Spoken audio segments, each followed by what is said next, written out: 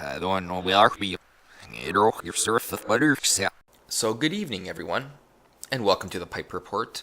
So if you turn to CNN right now, or MSNBC, or ABC, or NBC, or CBS, or the countless other corporate left-leaning media organizations, you will see a huge story, or rather a huge story in terms of their own personal proclivities, and that is that Trump was going to fire Mueller in June, but backed off. Now this apparently is the end of the world for Trump, because what this shows is that Donald Trump was going to fire Mueller, who has such honest integrity, who is such a good person, who is a great investigator that has no political bias nor political affiliation. Yeah. That is what they are trying to give the illusion of. I mean, Rachel Maddow is going off on it right now, and she seems like it's the end of the world. Like, this proves that Donald Trump is comparable to Adolf Hitler almost. Like, we are living in a banana republic where Donald Trump just rules supreme. It's completely nonsensical. Trump ordered the firing of special counsel Robert Mueller this past June, but backed down when the White House counsel told Trump he would resign instead. According to the Times report, which cited 4 people told of the matter, Trump claimed that Mueller had 3 conflicts of interest that disqualified him from overseeing the investigation. Those conflicts included the fact that Mueller had been interviewed to replace the fired James Comey as FBI director the day before he was appointed special counsel in May, which I think is completely reasonable by Trump. You want the person investigating you who was recently just interviewed for the top spot? A man we know has ties with James Comey, who he considers a great friend of James Comey? Another alleged conflict, this one's kind of funny, Trump cited was that Mueller had once resigned his membership at Trump National Golf Club in Northern Virginia. Hey, alright, I mean, it was a dispute over fees. If Mueller didn't pay, I mean, maybe he has a bias against Trump. But I think it's deeper than that. You probably heard me talk about Robert Mueller's investigative staff, the ones who are investigating Trump. We know about Peter Strzok, his anti-Trump bias, but I've done a video in the past where I went over the rest of his team. And I figure instead of keep talking about that video, I'll just show you the video and the website where I got the video. So here was the video I made. I made it on July 21st, 2017. So this was in July, a month after the June where Trump's going to fire Mueller. And as we can see here, if it's July, it's pretty safe to say that we knew who the investigators were at the time. So let's look at them again. Because it's been a while, so people forgot. Who do we have that are actually investigating Donald Trump?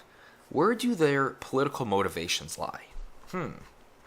Well, we have Rush Atkinson, an attorney on detail from the Criminal Division's fraud section at DOJ, donated $200 to Clinton in 2016. Now you might say, yeah, $200, that's minuscule. Regardless, he still donated money to Hillary Clinton in 2016. He donated money to the political opponent of Donald Trump in 2016. Peter Carr, DOJ spokesman under Obama. Okay. So you have someone now working in the DOJ who was under Barack Obama and all of Barack Obama's malevolent and pernicious activities he was involved in. And if you don't remember what I'm talking about the IRS, Obama's IRS, targeting Tea Party members. I'm talking about Operation Fast and Furious, which got a border agent killed named Brian Terry. I'm talking about James Clapper, who was DNI under Obama, lying under oath to Congress regarding Operation Prism and Operation Upstream, which is what Eric Snowden showed us, where the NSA was actually spying on Americans and corporations were selling our personal information to the government, and the government was actually spying on the American people. What else do we have? He spent millions of dollars decorating mosques overseas. Well, where's that money? I mean, shouldn't that money be spent on the American people first before we decorate mosques overseas? It's just, I'm sure there's a lot more that I'm forgetting. Actually, I know there is. I did a video way back in the day called 50 Things, or I think it started off as 50 Things I Hate About Obama, but I think I changed the name to 50 Unbelievable Things Obama Has Done. And in it, I delineate all the scandals the Obama administration was in.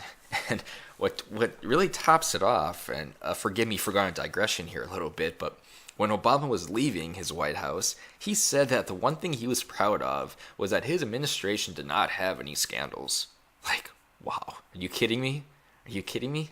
Anyways, Andrew Goldstein, a public corruption prosecutor on detail from the U.S. Attorney's Office in Southern District of New York, worked under Trump basher Preet Bharara in the liberal New York Southern District.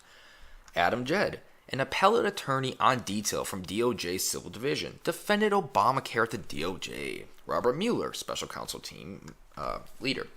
Best friend to fired leaker James Comey. Yes, we all remember that, James Comey. He admitted under oath that he was the one that released an important document to the media because he believed that document should have been out. And he even said he was hoping that the consequence of that document being released would have led to an investigation into Donald Trump. Well, mission succeeded, James Comey. Lisa Page, who is the one involved in the text messages scandal right now with Peter Strzok, the one who is really anti-Trump with Peter Strzok. Elizabeth Prologer, an appellate attorney on detail from the Office of Solicitor General, fluent in Russian, former law clerk to Justice Ruth Bader Ginsburg and Elena Kagan. Remember, Ruth Bader Ginsburg was recently reprimanded for basically denouncing Donald Trump and the Trump administration.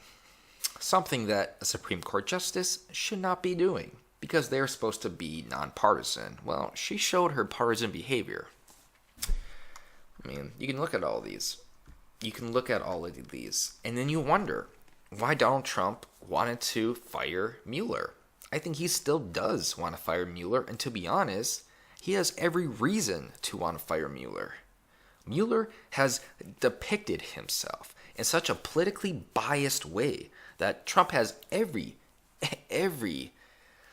reason to completely get rid of Mueller. At the very least, Mueller should step down. He should be able to determine his own partisanship, but he won't. And people don't want him to because people want to give this illusion up. They want people to believe that Robert Mueller has integrity, that he is a guy above politics, but we know he's not. I recently did a video where he lied to the American people, releasing false information regarding 9/11.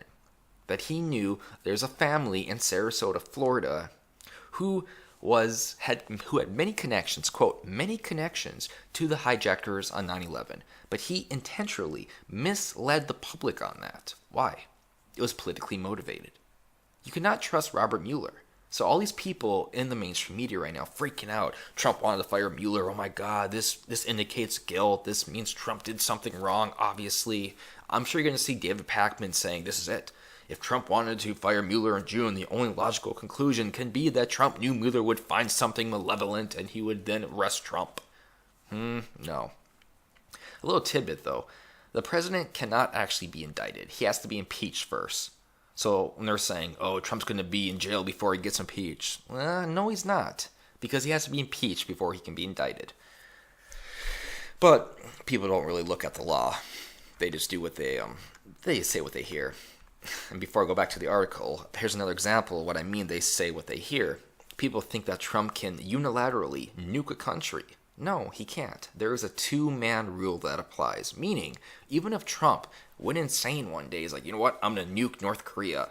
He cannot do it unilaterally by himself. He needs the go-ahead of the Secretary of Defense, James Mattis. There is a two-man rule that's given to the president. A two-man rule, meaning the president and somebody else has to confirm the launch. They have to agree on the launch. And whether you like Mattis or not, there's no way that James Mattis is going to approve a proactive nuclear strike against another nation unless there is absolute reason to. And I think you should be comforted in the fact that James Mattis has his whole military career as evidence that he is not going to do something bombastic. He is not going to do something without thinking it over. Trump's cabinet, even if you don't like it, there are lots of military advisors in there. And the one people Trump listens to, even if he doesn't listen to anybody else, it's his military advisors. And these military advisors, they may recommend bombs. They may recommend bombing other nations. But they're never going to recommend a proactive nuclear attack on a country unless it was absolutely warranted. And I think you're going to find it hard to be able to justify a warranted reason of why you actually attacked a country with a nuke. It's not going to happen. So that's another delusion people are under, that Trump is this crazy madman that has the nuclear codes. It doesn't matter what he has. He can't do anything about it by himself. He needs support. Despite Trump's order, White House counsel Don McGahn declined to ask the DOJ to dismiss Mueller and told the president he would resign. The Times also reported that McGahn told White House officials that Trump would not carry out Mueller's firing on his own. The White House had no immediate comment on the report. The Times also reported that Trump considered firing Deputy Attorney General Rod Rosenstein and elevating Associate Attorney General Rachel Brand to oversee Mueller's investigation. This I also agree with. Rod Rosenstein has connections with Michael Horowitz. Michael Horowitz has connections with the Democratic Senator Barney Frank and George Soros. I think we can conclude that Rod Rosenstein also has connections with Barney Frank and George Soros. Rod Rosenstein, he just seems like a weasel. When he was testifying under Congress, it did not look like his allegiance was with the White House, was with the administration. It wouldn't surprise me if he has an ulterior motive. An ulterior motive that he shares with people like Robert Mueller, people like Peter Strzok, and people like Lisa Page. These people who have admitted, I'm talking about Peter Strzok, who have admitted in a text message that there is an espionage party, that they are willing to do something to create an attempted coup to overthrow the current administration. This is treason. This is treason, and no, I'm not embellishing at all. This is treason, trying to overthrow the president by setting up a false investigation based on false information from Fusion GPS, which acquired their information from a FISA order, which was against the law, which Mike Rogers, who was the NSA director at the time, thankfully stopped. This is tantamount to treason. But you don't hear that. Oh no. All you hear is that Trump wanted to fire Mueller in June, which indicates Trump knows Mueller is going to find something. Trump cannot stop the nonpartisan and highly gifted investigator that's Robert Mueller, someone who is just composed with integrity, who is above politics. Trump wanted to stop an independent and fair investigation. That's what you're hearing. It's nonsensical. It's nonsensical, and it's nothing but lies. And I'm done.